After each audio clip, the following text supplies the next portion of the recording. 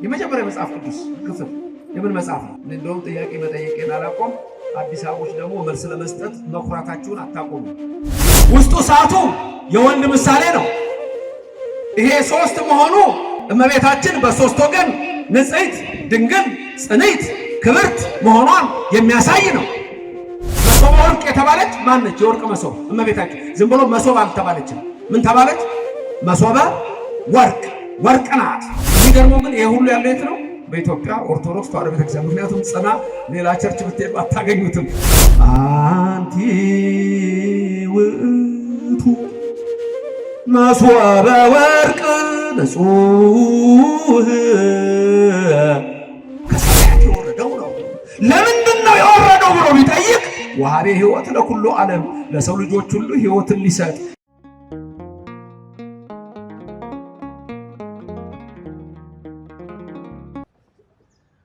በስመ አብ ወወልድ ወመንፈስ ቅዱስ አሃዱ አምላክ አሜን። በዚች ቅድስት ስፍራ የተሰበሰባችሁ አእይንተ እግዚአብሔር አበው መነኮሳት ወካህናት፣ አሃው ዲያቆናት፣ የቤተ ክርስቲያን ጌጦቿ ምእመናን፣ አባቶቼ፣ እናቶቼ፣ ወንድሞቼና እህቶቼ፣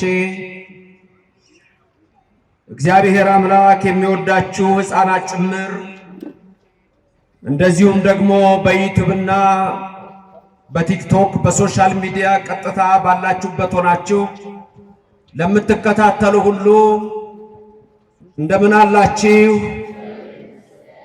የአብ ጸጋ የወልድ ቸርነት የመንፈስ ቅዱስ ኅብረት አንድነት በሁላችን ላይ አድሮ ይኑር። ሰማይን ያለ ምሰሶ ከነግሱ የዘረጋ ምድርንም በውሃ ላይ ያለ ካስማ ከነልብሱ ያጸና ደመናን ያለ ድምፅ የሚመራው አየርን ሳይታይ የሚያስጉዘው የሚታየውንም የማይታየውንም ሁሉ የፈጠረ አዶናይ ኤልሻዳይ እግዚአብሔር ከዘላለም እስከ ዘላለም ለስም አጠራሩ ክብር ምስጋና ይግባው። ለዚህ ሰዓት ያደረሰን ክብር ምስጋና ይግባው። ቃሉን እንድነጋገር የፈቀደ ክብር ምስጋና ይግባው። ከሰማይ ወርዶ ያዳነን ክብር ምስጋና ይግባው። በነቢያት የተናገረ ክብር ምስጋና ይግባው።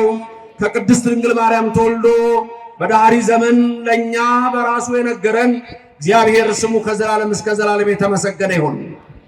ረድኤተ እግዚአብሔርን አጋዥ በማድረግ ዛሬ በዚህ በደብረ ብስራት ቅዱስ ገብርኤል ቤተክርስቲያን ታላቅ ደብር የምንማርበት የትምህርታችን ርዕስ እንዲህ የሚል ይሆናል። ይህም የብርሃነ ዓለም ቅዱስ ጳውሎስ ትምህርት በዕብራውያን ምዕራፍ 1 ላይ ያለ ሲሆን በመጨረሻ ዘመን በልጁ ተናገረን የሚል ኃይለ ቃል ይሆናል። በመጨረሻ ዘመን በልጁ ተናገረን። በዳህሪ መዋዕል ነገረነ በወልዱ፣ በመጨረሻው ዘመን በልጁ ነገረን። በዚህ ትምህርቱ ዛሬ የተሰበሰባችሁ ምን ይዛችሁ ትሄዳላችሁ? ይዛችሁ የምትሄዱት አንደኛ እግዚአብሔር ዓለምን ከፈጠረበት ጀምሮ ይናገራል። በአበው በነቢያት በካህናት። ሁለተኛ እነዚህን በሶስት ዘመናት ታዩታላችሁ። አንድ ዘመነ አበው፣ ሁለት ዘመነ ነገሥት ዘመነ መሳፍንት፣ ሶስት ዘመነ ካህናት የሚሆነውን ወይም ነገሥት ታያላችሁ። ሶስተኛ በዚህ ትምህርት ውስጥ ምሳሌ ምን ማለት ነው፣ ህብር ምን ማለት ነው የሚለውን ታያላችሁ።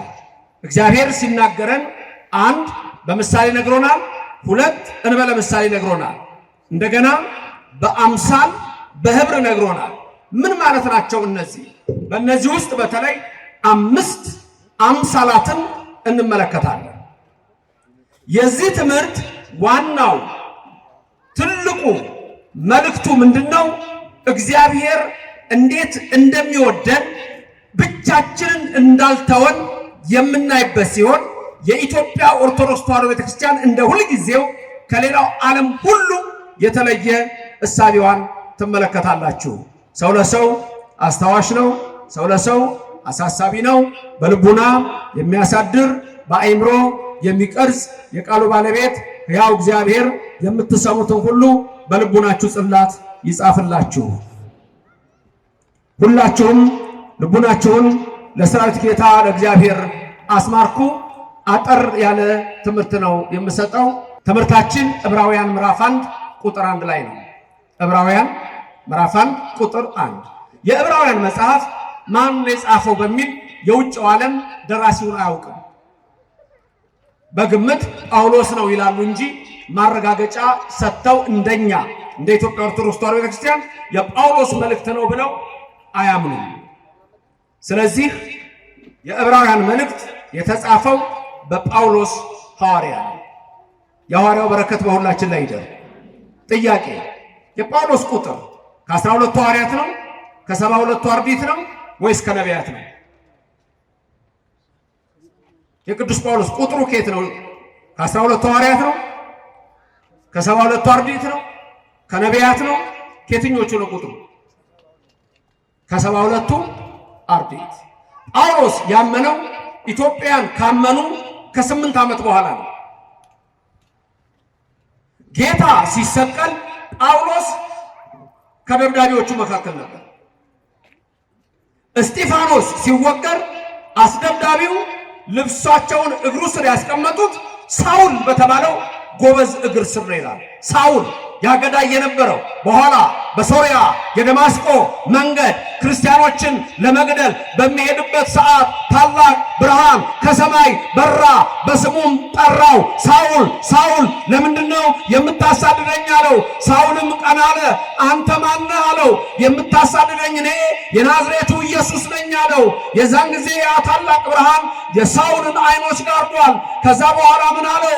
ሳውል ሳውል የመውጊያውን ብረት ብትነካ በአንተ ይብስብሃል አለው። ከዛ በኋላ ሂድ ወደ ከተማ ግባ፣ ሐናንያ የሚባል ቄስ ታገኛለህ፣ እሱ ጋር ሄደህ ንስሐ ግባ አለው። የ3 ቀን ያህል የጳውሎስ አይኖች ተያዙ። ከዛ በኋላ አንተ ማን ነህ ባለው ሰዓት እኔ ናዝሬቱ ኢየሱስ ነኝ የምታሳድደኝ አለው። ጳውሎስ የዛን ጊዜ የሚያሳድደው ክርስቲያኖችን ነበረ። የሐዋርያት ሥራ ምዕራፍ 9 ቁጥር 1 ላይ በዚያ መንገድ የሚሄዱትን እየዛተ ሊገድል ሲሄድ ይለዋል። ከዛ በኋላ ወደ ሐናንያ ደረሰ። እንደ ቅርፊት አይነት ነገር ካዩ ወደቀ። ከዛ በኋላ ጳውሎስ ምን አለ? ገዳይ የነበርኩት እኔ፣ አሳዳጅ የነበርኩት እኔ፣ ብርሃኑ በርቶልኛል፣ የታላቁን አምላክ የኢየሱስ ክርስቶስን ወንጌል እሰብካለሁ ብሎ ከታላላቆቹ ተመርጦ 14 መጽሐፍ የጻፈ ቅዱስ ነው። በረከቱ በሁላችን ላይ ይደርልን። ክብር ምስጋና ለእግዚአብሔር ይድረሰው። በረከቱ ይደርባችሁ። ይህ ጳውሎስ ሐዋርያ ነው እንዲህ የሚለን ዕብራውያን 1 ቁጥር 1 በብዙ ነገር ወበብዙ መክፈልት አይዳ እግዚአብሔር ለአበዊነ በነቢያቲሁ እምትካት። በአማርኛ ሲመለስ በብዙ ነገር በብዙ ምሳሌ እግዚአብሔር ለአባቶቻችን ጥንት በነቢያት ተናገረ። የተናገረ እግዚአብሔር ክብር ምስጋና ይግባው። እግዚአብሔር ሁልጊዜ ይናገራል። አልሰማሁም ማለት አይቻልም። ልበ አምላክ ዳዊት ምን ይላል? እግዚአብሔር ልቡናቸው ለቀና ይናገራል ይላል። የአባር ማቴም መሴፋ የሐና ልጅ ነቢዩ ሳሙኤል እግዚአብሔርን እጁን ዘርግቶ ምን ነበር ያለው? በል እግዚእየ እስመ አነ ገብርከ እሰማዓከ፣ ጌታ ሆይ ተናገር እኔ ባሪያ እሰማለሁ ይል ነበር። ቀጥላችሁ ተናገሩ። እግዚአብሔር ሆይ ተናገር እኔ ባሪያ እሰማለሁ። ቤትም ያላችሁት መናገር ትችላላችሁ። በዛ ውስጥ ያላችሁት እዚህም ያላችሁ እግዚአብሔር ሆይ ተናገር እኔ ባሪያ እሰማለሁ። ማይናገር እግዚአብሔር ይናገርን። ክብርና ምስጋና ይግባው። አንድ እስራኤል ተሰብስበው መጡና ሙሴን ምን አሉት? ሙሴ ሙሴ እግዚአብሔር አይናገረን አንተ ተናገረን አሉት። ኃጢአታቸው ስለበዛ በደላቸው ስለበዛ እሱም ትተው ጣዖት ስላመለኩ በዛ እነሆ እግዚአብሔርን በመተው አሮን ግበር ለነ አማልክተ ሊያውሩ በቅድሜነ በፊታችን የሚሄዱ አማልክትን ስራልን ብለው ሙሴ በተራራው ከእግዚአብሔር ጋር ሲነጋገር እነሱ ጣዖት አመለኩ። ያን እግዚአብሔር ቁጣውን በእነሱ ላይ ያደረገ። በሙሴ ልመና ግን ይቅር አላቸው። ከዛ በኋላ ምን አሉ? ሙሴ እግዚአብሔር አይናገረን አንተ ንገረን ይሉት ነበረ። እግዚአብሔር ይናገራል፣ ግድ የላችሁም። ደግ ነው እግዚአብሔር ይቅር ባይ ነው። እግዚአብሔር መሐሪ ነው። እግዚአብሔር ቸር ነው። ሲናገርም ሁልጊዜ እግዚአብሔርም እንደሚል ልንገራችሁ፣ አትፍሩ፣ አትጨነቁ። እኔ የፈጠርኳችሁ ስጋን የፈጠርኩላችሁ፣ ልብስ አልከለከላችሁም። ነፍስ የፈጠርኩላችሁ፣ ምግብ አልከለከላችሁም። እኔ እግዚአብሔር ነኝ ይላል። ስለዚህ እኔን እመኑ እረፉ ነው የሚለው። እኔ አሳርፋችኋለሁ። ዳዊት ይነግረናል፣ ቅረቡ ሀቤሁ ወያበርህ ለክሙ፣ ወደሱ ቅረቡ ሀቤሁ ወያበርህ ለክሙ፣ ያበራላችኋል ይላል። እግዚአብሔር ይቅረበን፣ ብርሃኑን ያብራልን። እግዚአብሔር ይቅረባችሁ፣ ብርሃኑን ያብራላችሁ። ብርሃን ዕውቀት ነው፣ ዕውቀቱን ይግለጽልን። ጳውሎስ ሐዋርያ በዕብራውያን ምዕራፍ 1 ቁጥር 1 ላይ በብዙ ነገር ወበብዙ መክፈል ታይዳ እግዚአብሔር ለአበዊነ በነቢያቲሁም ትካት። ሁለት ዘመናትን ልብ እንድትሉ ፈልጋለሁ። 1 ትካት፣ 2 ዳሃሪ። ምን ማለት ነው? ትካት የጥንት የቀደመው፣ ዳሃሪ ማለት የኋላው። 1 የጥንት 2 የኋላ። እነዚህን ዘመኖች ልብ በሉ፣ በሁለት ይከፈላሉ። ጳውሎስ የሚነግረን እግዚአብሔር በዚህ መልክ ተናገረን አለና ለአባቶቻችን ተናገራልና መጨረሻ ግን ሁሉን ወራሽ ባደረገበት በልጁ በእኛ ዘመን ደግሞ በዳህሪ ዘመን ነገረን ነው የሚለው። አሁን እዚህ ትምህርት ውስጥ የፈለግኩት በብዙ ነገር ወበብዙ መክፈልት ነው። በብዙ ነገርና በብዙ አብነት መርገፍ አምሳል። ስለዚህ ሁለት ነገሮች ናቸው፣ ትንቢትና አምሳል። አሁን እዚህ ጋር የሚነግረን በልጁ በመጨረሻው ዘመን ተናገረን ስለሚል እዛ ጋር እንቆማለን። ትካት የሚለው የትኛው ዘመን ነው ስንል እግዚአብሔር አዳምና ሔዋንን ፈጥሮ በገነት ውስጥ ምን ያህል ጊዜ ነበር የተቀመጡት? በገነት ውስጥ አዳምና ሔዋን ስንት ዓመት? 7 ዓመት ከስንት ወር? ከ2 ወር ከስንት ቀን? ከ17 ቀን እንደሱ መሰለኝ። ከዛ በኋላ በደሉ። የዛን ጊዜ እግዚአብሔር ተስፋ ሰጣቸው።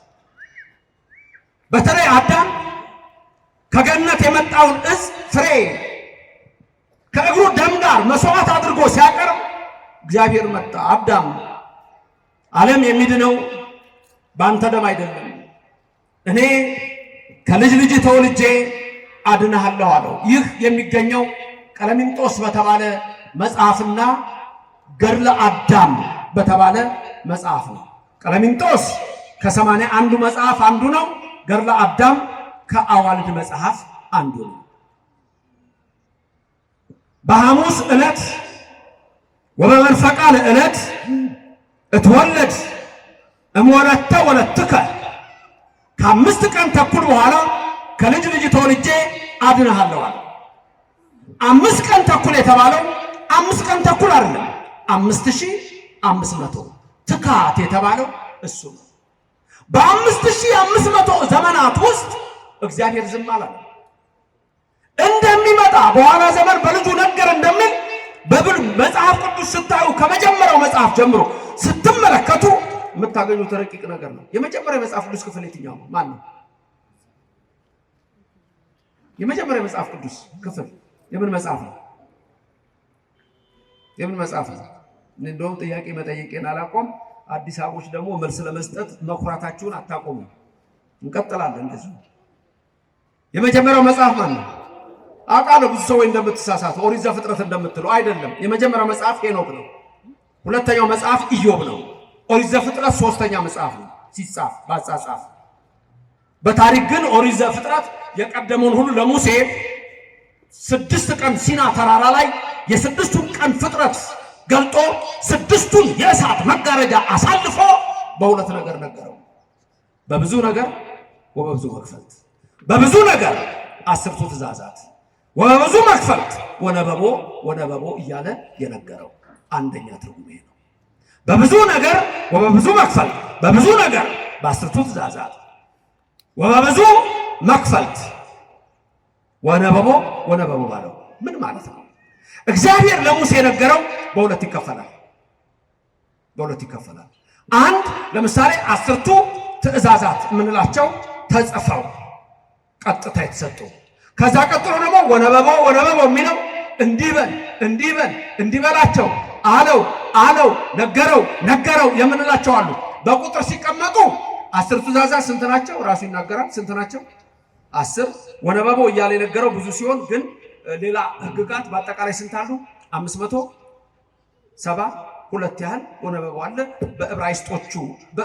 በእስራኤሎቹ ደግሞ 613 ናቸው ይሏቸዋል። ስለዚህ አሁን በብዙ ነገር ወበብዙ መክፈልት፣ በብዙ ነገር አስርቱ ትእዛዛት ናቸው። እነዚህ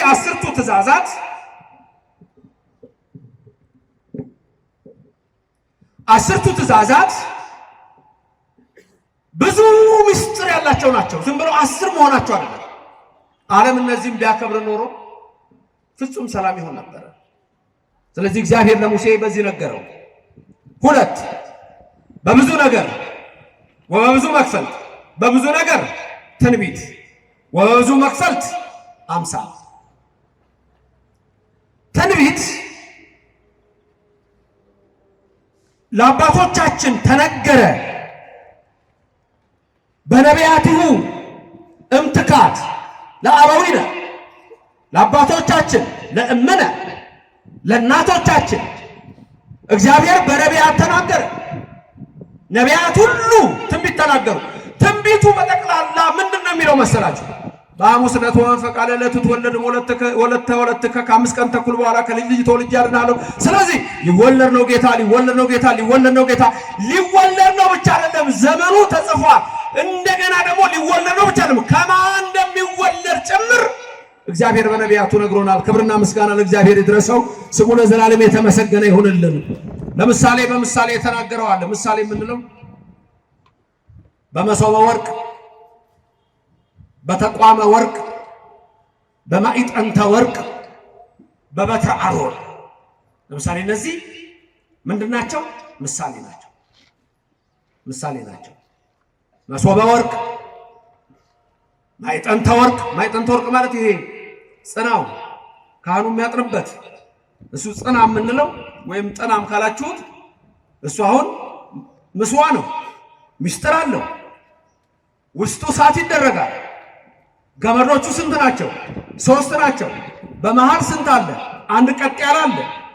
እቺም ፍም መያዣዋ እሳት መያዣዋ የእመቤታችን ምሳሌ ናት። ውስጡ እሳቱ የወልድ ምሳሌ ነው። ይሄ 3 መሆኑ እመቤታችን በ3 ወገን ንጽሕት ድንግል ጽንዕት ክብርት መሆኗን የሚያሳይ ነው።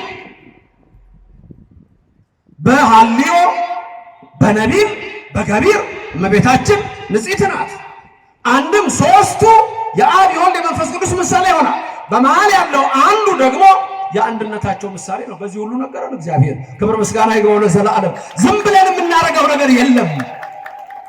መሶበ ወርቅ ቅዳሴ ሲገባ ለመሶበ ወርቅ ህብስቱ ይመጣል። መሶበ ወርቅ የተባለች ማነች? የወርቅ መሶብ እመቤታችን። ዝም ብሎ መሶብ አልተባለችም። ምን ተባለች?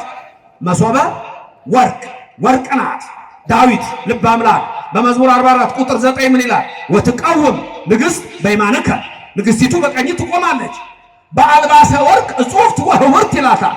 ወርቅ የለበሰች ይላታል። ወርቅ ናት እመቤታችን። ክብርና ምስጋና ለእግዚአብሔር ይድረሰው። እመቤታችንን በዚህ ይመስላል። እመቤታችን መሶበ ወርቅ፣ ልጇ ደግሞ ምን ተባለ? ህብስት መና ተባለ። ስለዚህ በብዙ ህብር በብዙ ምሳሌ የሚለን ይሄ ሁሉ ነው የሚነግረን። የሚገርመው ግን ይሄ ሁሉ ያለው የት ነው? በኢትዮጵያ ኦርቶዶክስ ተዋሕዶ ቤተክርስቲያን። ምክንያቱም ጽና ሌላ ቸርች ብትሄዱ አታገኙትም፣ በእኛ ነው ያለው። እግዚአብሔር ስሙ የተመሰገነ ይሁንልን። በሰማይ አለ፣ በመጽሐፍ ቅዱስ አለ፣ በእኛ አለ። ቅዳሴም ስትገባ የምንለው አለ፣ ሁሌ የምንለው ሁሌ የሚባለው አንቲ ውእቱ መሶበ ወርቅ ንጹህ አስታውሳችሁ እንተ ውስቴ ታመናሁ ህብስት ዘወረደም ሰማያት ወሀቤ ሕይወት ለኩሉ ዓለም። ማርያም አንቺ መሶበ ወርቅ ነሽ፣ ሕቡዕ መና በውስጥሽ አለ፣ እሱ ኢየሱስ ነው። እሱም ኢየሱስ ደግሞ አንቺ የወለድሽው ዘወረደም ሰማያት ከሰማያት የወረደው ነው። ለምንድን ነው የወረደው ብሎ ቢጠይቅ ወሀቤ ሕይወት ለኩሉ ዓለም ለሰው ልጆች ሁሉ ሕይወትን ሊሰጥ ይሄ ነው የኛ መልአክ። ክብርና ምስጋና ለእግዚአብሔር ይድረሰው፣ ስሙ የተመሰገነ ይሁንልን። በብዙ ህብር በብዙ ምሳሌ እግዚአብሔር ነገረን የሚል ነው። መልካም ትንቢት ከተነገሩ ትንቢቶች መካከል ጽጌ አስተርአየ በውስተ ምድርነ ጽጌ ኢየሱስ ነው። አሁን ያለንበት ዘመን ጽጌ እመቤታችን ጽጌ ትባላለች። እንደገና ኢየሱስ ራሱ እንዳለ ጽጌ ይባላል። ዘይሰማይ ስሙ ጽጌ ተብሏል። እመቤታችን ጽጌ ተብላለች። ለምሳሌ ኢየሱስ ዕጣን ተብሏል። እመቤታችን ዕጣን ተብላለች። ዕጣን እሱ ዕጣን እሱ ዕጣን። ቅዳሴ መሃል ላይ ዝውዕቱ የሚለው ትዝ ይላችኋል? ላስታውሳችሁ። ዝውዕቱ ጊዜ ባርኮት ወዝውዕቱ ሚል ታስቀድሳላችኋል። ታዲያስ የተመረጠ የዕጣን ጊዜ እግዚአብሔርን የምናመሰግንበት ጊዜ እሱን በዕጣን እናቱን በዕጣን እሷን በዕጣን ልጇን በዕጣን እየመሰልን ዕጣን ህሩይ እያለን የምናመሰግንበት የምስጋና ጊዜ ይላል። ክብርና ምስጋና ለሥላሴ ይሁን፣ ስሙ የተመሰገነ ይሁንልን። ይሄም የሚገኘው በዚህ ቤተ ክርስቲያን ነው። አሁን ሁለቱን ዘመናት ልንገራችሁ፣ ትካትና ዳህሪ ያልኳችሁ፣ ጥንትና የኋላው ዘመን ያልኳችሁ። ጥንት የተባለው ልጅነት ያጣንበት መርገመ ሥጋ መርገመ ነፍስ በላያችን ላይ ተጣብቆ የነበረበት 5500 ዘመን ትካት ነው። በዛ ዘመን አልተወንም ተናገረ። ዳህሪ የሚለው ከዛ በኋላ መጥቶ ወደ ሐሪስ ብሎ መዋዕል ነገረነ በወሉ ብሎ ሲያመጣ ዳህሪ የሚለው ደግሞ ልጅነት ያገኘንበት ጥምቀት ያገኘንበት ሥጋው ደግሞ ያገኘንበት መርገመ ሥጋ መርገመ ነፍስ የጠፋበት ድንግል ማርያም ልጇን ወዳጇ የወለደችበት ያ ዘመን ደግሞ ይሄ ዘመን ተባለ። ክብርና ምስጋና ለሥላሴ ይሁን፣ ክብር ምስጋና ይግባው። ይሄን ዘመን እንዲህ በሚል እንከፍለዋለን። በመጽሐፍ ስትጽፉ ትምህርት ቤትም የተማረች ሰዎች ቢሲ እና ኤዲ በሚል ይከፈላል። በእንግሊዘኛው ቢሲ የሚለው ቢፎር ዘ በርዝ ኦፍ ክራይስት ነው። ኤዲ የሚለው የላቲን ቃል ነው። አኖ ዶሚኖ ማለት ነው፣ the year of the Lord ማለት ነው። ይሄን ግን አሁን እየቀየሩት ነው። ኢየሱስ የሚለው ስም ከሰው ልብ መጥፋት አለበት። ወንጌሉ ራሱ ይናገራል። እንደዚህ ነው የሚያምኑት፣ መጥፋት አለበት። ስለዚህ ምን ጀመሩ? ኢየሱስ ክርስቶስን ስሙን የሚያጠፉ እምነቶች እንዲበዙ ተደረገ። ከዛ ውስጥ ዋናው the new age movement ይባላል። the new age movement ወይም ደግሞ የሱ አንዱ ፕራክቲስ የሆነው law of attraction ይባላል። በኒው ኤጅ ሙቭመንት እና በlaw of attraction በውጭ ዓለም ኢየሱስ ክርስቶስን እጅግ የሚሰድቡ መልእክቶች አላቸው። ከዛ ውስጥ አንዱ ኢየሱስ የስበት ሕግ የሚጠቀም ሚሊዮነር ነበረ፣ ፍጡር ነው፣ አምላክ አይደለም የሚሉ ናቸው። ለስም አጠራሩ ክብር ምስጋና ይግባው። እዚህ ኢትዮጵያ ውስጥም የዚህ አስተሳሰብ ያልገባቸው ሰዎች አሉ ይመስለኛል። መንገዱ አልገባቸው ምን ማለት እንደሆነ። ስለዚህ እንደውም ትላንትና ያስመረኩት መጽሐፍ በኋላም ታገኙታላችሁ። the new age movement law of attraction የአዲሱ ዘመን ክርስትና የስበት ሕግና የአዲሱ ዘመን እንቅስቃሴና እሳቤ የሚል ምን ማለት ነው የሚለውን ታገኛላችሁ። እንግዲህ ወደ ዘመኑ ልውሰዳችሁ። በሁለት ይከፈላል። ቅድም እንዳልኳችሁ ቅድመ ልደተ ክርስቶስ እንላለን፣ እንደገና ደግሞ ከክርስቶስ ልደት በኋላ እንላለን። እነዚህ አሁን ወደ ሌላ ተለውጠዋል። ቢሲ የሚለው ቢሲኢ ወደሚል ተተክቷል። ኤዲ የሚለው ሲኢ በሚል ተለውጧል። አሁን ድንገት አንዳንድ መጽሐፎች ስታዩ በፊት ቢሲ ይሉ የነበሩት ቢሲኢ ናቸው። ኤዲ ይሉት የነበረው ሲኢ ነው። ወደ ተለወጠ ካመን ኢራ ወደሚል ተለወጠ። ሲኢ ካመን ኢራ ይሉታል። ቢሲኢን ደግሞ ቢፎር ካመን ኢራ ይላታል። አሁን የክርስቶስ ስም ከዘቻ ውስጥ እንድትወጣ ሃርቫርድ ዩኒቨርሲቲ የታወቀች አንድ ሴት በዚህ በሪሊጂየስ ዲስከሽን ላይ ምን አለች? ዓለም ሁሉ የሚቀበለው ኢየሱስን መስራት አለብን አለች። አሁን ያለው ኢየሱስ ክርስቲያኖች ብቻ ናቸው የሚቀበሉት። ስለዚህ ዓለም የሚቀበለው ዓለም የሚቀበለው ማለት ሁሉ የሚቀበለው ያ ኒው ኤጅ ሙቭመንት ነው። ዓለም የሚቀበለው ኢየሱስ፣ ቡዳው የሚቀበለው ኢየሱስ፣ ሂንዱ የሚቀበለው ኢየሱስ፣ ዞሮአስትራኒዝም የሚከተሉ የሚቀበሉት፣ ጃይኒዝም የሚያምኑ የሚከተሉት፣ ሁሉም እስልምናም የሚያምነው የሚቀበሉት፣ አይሁዶችም የሚቀበሉት። እሱ ላይ ደግሞ ቁልፍ ነገር አለ። አይሁዶቹ ጋር ሁሉም የሚቀበሉት ክርስቶስ መስራት አለብን ይላል። መስራት ክርስቶስ መፍጠር። ይሄ ማለት ምንድነው? በሰው ልጆች ልቡና ውስጥ አዲስ ኢየሱስ። ይሄ ደግሞ እኛ ተነግሮናል።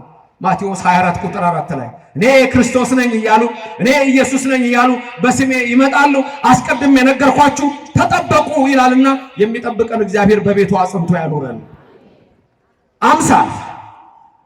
አምስት አምሳል ልንገራችሁ ከዚህ በመቀጠል በዛ ትምህርቴን አጠቃላለሁ። 5 አምሳል። አንደኛ እግዚአብሔር እንግዲህ በብዙ ትንቢት በብዙ ህብር በብዙ አብነት ነገረን አልኳችሁ። አንደኛ በአምሳለ ነበልባል ውሃ መልማል። ሁለተኛ በአምሳለ ጸምር ወጠን። ሶስተኛ በአምሳለ እብን ቅውም። አራተኛ በአምሳለ ብእሲ መካ። አምስተኛ በአምሳለ አንበሳ መፍረህ። ላስደግማችሁና ምን ማለት እንደሆኑ በዚህ ምሽት ይዟቸዋላችሁ። መንፈስ ቅዱስ በእኔም በባሪያው በእናንተም በሁላችሁ ይደር። ስንት አምሳል? 5። አንደኛ ከኔ ቀጥላችሁ ድገሙ። በአምሳለ ነበልባል ውሃ መልማል። ሁለተኛ በአምሳለ ጸምር ወጠን። ሶስተኛ በአምሳለ እብን ቅውም። አራተኛ በአምሳለ ብእሲ መካ። አምስተኛ በአምሳለ አንበሳ መፍረህ። ግዴታ አሁን ይከብዳሉ አይደል? የሰማችኋቸው እንድትሏቸው እንድትደግሟቸው ብዬ ነው እንጂ ይከብዷቸዋል። እነዚህን የት እንደምታገኙ 5 ጥቅስ ልስጣችሁ። ድንገት ሶሻል ሚዲያ ስላለ ከምታውቁት ዩቲዩበር ወይም አንዱ ቲክቶከር ገብታችሁ እንደገና መማር ሊኖርባችሁ ይችላል። ምን ማለት በአምሳለ ሐመልማል በአምሳለ ነበልባል ውሃ መልማል ማለት ለሙሴ በሲና ተራራ ኦሪት ዘጸአት ምዕራፍ 3 ነበልባል ከሐመልማል ሙሴ አይቶ ምንድነው የማየው ራእይ ብሎ ወደ ተራራው ጫፍ ሲሄድ እሳት ከሰማይ ወርዶ ጳጦስ የምትባል ተራራ ላይ ያለች ቅጠል በእሳት ሳትቃጠል እሳት ወርዶ ተዋህዶ ነው። ክርስቶስ መጥቶ ከድንግል ማርያም ይወለዳል። መልእክቱ ይሄ ነው። ክብርና ምስጋና ለእግዚአብሔር ይድረሰው። ክርስቶስ መጥቶ ከድንግል ማርያም ይወለዳል። መልእክታችን ሁሉ ኢየሱስ ነው። በኦርቶዶክስ ቤተክርስቲያን መልእክታችን ሁሉ ክርስቶስ ነው። በዳህሪ መዋል ነገረን በወልድ ያልኳቸው ነው። በመጨረሻው ዘመን በልጁ በኢየሱስ ነገረን፣ በወልድ ነገረን ነው የሚለው። በወልድ ነገረን። መልካም። ይሄ አንዱ ዘጸአት 3 የምታገኙት ነው። ሁለተኛው በአምሳለ ጸምር ወጠን ያልኳችሁ ደግሞ እሱን የምታገኙት በመሳፍንት ላይ ነው። ይሄም ለጌዴዎን ነው። ለጌዴዎን የተገለጸለት ጸምር ዘረጋ፣ ጠል ወረደ። እንዲሁ ጸምር የእመቤታችን ምሳሌ ጠል ከሰማይ የወረደው ወንድ ነው። አሁንም ይሄ መልእክቱ ምንድነው? ድንግል ኢየሱስን ትወልደዋለች ነው መልእክቱ ሁሉ እንደዛ ነው። ሶስተኛ በአምሳለ እብን ቅውም። ይሄ ደግሞ ለዳንኤል ነው። በትንቢተ ዳንኤል ምዕራፍ 2 ላይ ስታዩት የዛን ምስጢር ታያላችሁ። ያለ እጅ የተፈነቀለችውንም ድንጋይ ታያላችሁ ለዳንኤል። አራተኛ በአምሳለ ብእሲ መካ ለኢሳይያስ ነው። 65 ትንቢት ቁጥር 1 ጀምሮ ማነው ከኤዶምያስ የሚወጣው ከባሶር የሚመጣው ቀይ ልብስ የለበሰው? በጉልበቱ የሚራመድ ይለዋል። መካህ የተባለ እሱ ነው። ምን ነው ልብስ ቀላ ብሎ ይጠይቀዋል። ይመጣና ዓለሙን ሁሉ አድናለሁ ይለዋል። ደሙ የኢየሱስ ደም ነው። ተመልከቱ። ክብርና ምስጋና ለእግዚአብሔር ይድረሰው። የኢየሱስ ክርስቶስ ደም ከኃጢአት ሁሉ ያነጻናል ብሎ ይሄ የኢየሱስን ደም የምናውቀው እኛ ነን። እንዴት? በየቀኑ ነው የምንቀበለው። ስጋው ደሙ ስንቀበል እስመ ኃያል አንተ እኩት ወስጉድ። ቀጥሉት። የላችሁም ቅዳሴ ላይ የላችሁ። ቅዳሴ ላይ ያሉት ድምጻቸው ተሰምቷል። ሌሎቹ የት እንዳሉ የሚታወቅ የለም። ማታ ማታም ጠዋትም የሉ። ኧረ በቤቱ ያኑረ ጻድቅ ከበቀል ዲበር ወይ በዝ ከመዘግባ ዘሊባኖስ ትኩላኑ ምንቱ ውስተ ቤተ እግዚአብሔር ይላል። በቤቱ ይትካላችሁ ለዘላለም። ስጋውና ደሙን የሰጠን ኢየሱስ ክብር ምስጋና ይግባው። ከማን ነው ስጋውና ደሙን የሰጠን? ተመልከቱ። ትንቢቱ ሁሉ የሚያሳየው ከድንግል ማርያም ከስጋዋ ስጋ ከነፍሷ ነፍስ ነስቶ ያዳነን ስሙ የተመሰገነ ይሁን። አመስግኑት ሁላችሁም። እግዚአብሔር በረድኤትና በቸርነት አይለየን። ስለዚህ በአምሳለ ብእሲ መካህ የሚለው ኢሳይያስ 63 ነው። ይቅርታ 65 ሳይሆን ኢሳይያስ 63 ከቁጥር 1 ጀምሮ የምታገኙት ነው። አምስተኛ በአምሳለ አንበሳ መፍርህ ለእዝራ ለእሱ ደግሞ እንደዚሁ በአንበሳ መፍርህ በተባለ ተገልጦለታል። በብዙ ነገር ወበብዙ መክፈልት አይዳእ እግዚአብሔር ለአበዊነ በነቢያቲሁ እምትካት። ያ 5500 ዘመን ነው። ኋላ በዳህሪ የተባለው ደግሞ ምን ተብሎ ተጠራ? ዓመተ ምሕረት። ያኛው ዓመተ ፍዳ ዓመተ ኩነኔ ተባለ። ይሄኛው ግን ምን ተብሎ ተጠራ? ዓመተ ምሕረት ተብሎ ተጠራ። ስለዚህ እግዚአብሔር በመጨረሻ በልጁ ተናገረን ማለት ይሄ ሁሉ ትንቢት ሲነገር ድንግል ጸንስ ወተወልድ ወለ ሲባል ይሄ ሁሉ ሲነገር ክብር ምስጋና ይግባውና አንድ በዘመነ መሳፍንት በዘመነ አበው፣ ሁለት በዘመነ መሳፍንት፣ ሶስት በዘመነ ነገሥት። ሶስት ዘመን ላስብላችሁ። እነዚህ አንድ ዘመነ አበው አላችሁ እንዴ? ዘመነ አበው፣ ሁለት ዘመነ መሳፍንት፣ ሶስት ዘመነ ነገሥት። በዘመነ አበው ማለት የቱ መሰላችሁ? ዘመነ አበው የተባለው 22ቱ አርእስተ አበው የነበሩበት ዘመን ነው። 22ቱ ማለት ከአዳም ጀምረው እስከ ታች የምታገኟቸው እስከ ዮሴፍ ድረስ የምታገኟቸው ናቸው። ዘመነ አበው ለምሳሌ ኦሪት ዘፍጥረት ምዕራፍ 5 ላይ ይነግራቸዋል። የአበውን ትውልድ ይዘረዝርላቸዋል። እዛ ላይ የምታገኙት የአበውን ዝርዝር ስታዩ እነዛ 10ሩን ታያላችሁ። እስከ ኖህ ከአዳም እስከ ኖህ። ከዛ ይቀጥላል፣ የሴም ይቀጥላል። ከዛ እያለ አብርሃም፣ ይስሐቅ፣ ያዕቆብ እያለ የሚመጣው 22ቱን ፍጥረታት በተመለከተ የሚያሳይ 22 አበው አለ። ዘመነ አበው። በዘመነ አበው እግዚአብሔር የነገረን ነገር አለ። ምን ብሎ ነው በዘመነ አበው የነገረን? እና አብርሃም ማለት ነው በዘርከ ይትባረኩ ሁሎሙ አሕዛበ ምድር ብሎ በዘመነ አበው ነገረን። አሕዛብ ሁሉ በዘር ምን ይሆናሉ? አሕዛብ ሁሉ በዘር ምን ይሆናሉ? በማዘር በአብርሃም ዘር ይባረካሉ ብለህ ሰብከህ ከድንግል ማርያም ተወልዶ ድንግል ማርያምን የምትንቅ ከሆነ አንተ ከክርስቶስ ጋር አይደለም።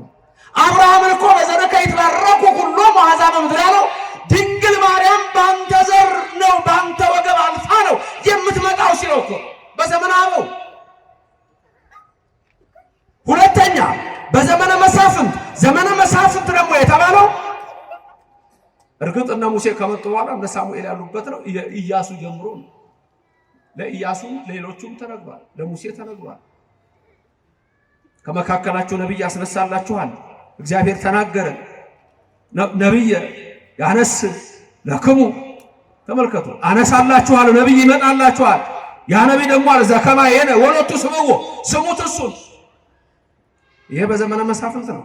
በዘመነ ነገሥት እነ ዳዊት የነበሩበት ነው፣ እነ ሶሎሞን የነበሩበት ነው። በዛ ዘመንም እግዚአብሔር ምን ብሎ ተናገረ? ከሆድ ፍሬ በዙፋን ላይ አስቀምጣለሁ አለ። እስመ እንፍሬ ከርስከ አነብር፣ ዲበ መንበርከ አለው ዳዊትን ነው። ዳዊት እኮ ለዛ ነው ሱባዔ ገብቶ በመዝሙር 131 ላይ የተመለከተው። ያኔ እኮ ነው እስመ አርያ እግዚአብሔር ለጽዮን ያለው። እግዚአብሔር ጽዮንን መረጣት ከመ ትኩኖ ማኅደሮ ብሎ ማደሪያው ትሆን ዘንድ ብሎ ዛቲ እቲ ምዕራፌ ለዓለም ብሎ በእሷ ለዘላለም አድራለሁ ብሎ እግዚአብሔር በእነዚህ ዘመናት ሁሉ ተናገረ። በኋላ መጣ፣ ከድንግል ማርያም ተወለደ። ኢየሱስ ክርስቶስ ወደዚህ ምድር መጣ። ከሥጋዋ ሥጋ ከነፍሷ ነፍስ ነስቶ ከእመቤታችን ተወለደ። ስለዚህ ጳውሎስ ሐዋርያ ምን አለ? እግዚአብሔር እኮ አስቀድሞ ያኔ ጥንት ትካት ባለው ዘመን በነቢያቱ በዘመናቱ ሁሉ ተናገረ። በምሳሌ ተናገረ፣ እንበለ ምሳሌ ተናገረ፣ በመርገፍ ተናገረ። ኋላ ራሱ መጣና ኢየሱስ ክርስቶስ ወንጌልን ነገረን አለ። የሰማነውን በልቡናችን ያሳድር። ክብር ምስጋና ለእግዚአብሔር ይድረሰው። በረድኤት በቸርነት አይለየን። እናመሰግነዋለን። ስሙ የተመሰገነ ገናና ይሁንልን። እግዚአብሔር በረድኤት አይለያችሁ። ቅድስት ድንግል ማርያም በቀኝ በግራ ትቁምላችሁ፣ ከፊት ትምራችሁ፣ ከኋላ ትከተላችሁ። በልቡናችን ከልጇ ጋር ነግሳ ለዘላለም ትኖር። ያስተማረን የመከረን ምስጢሩን የገለጸልን እግዚአብሔር በረድኤት አይለየን። አሜን። ክብርም ምስጋናም ለሥላሴ ይሁን። በዚህ ተሰብስባችሁ በቤታችሁ ሆናችሁ ሁሉ ትምህርቱን ለተማራችሁ ሕይወታችሁን ሁሉ በረድኤት ይሙላላችሁ። በቀራንዮ አደባባይ የፈሰሰው ደግሞ የተቆረሰው ሥጋው ለዘላለም ድህነት መድኃኒት ይሆንላችሁ። አሜን። ክብርም ምስጋናም ለእግዚአብሔር ይድረሰው።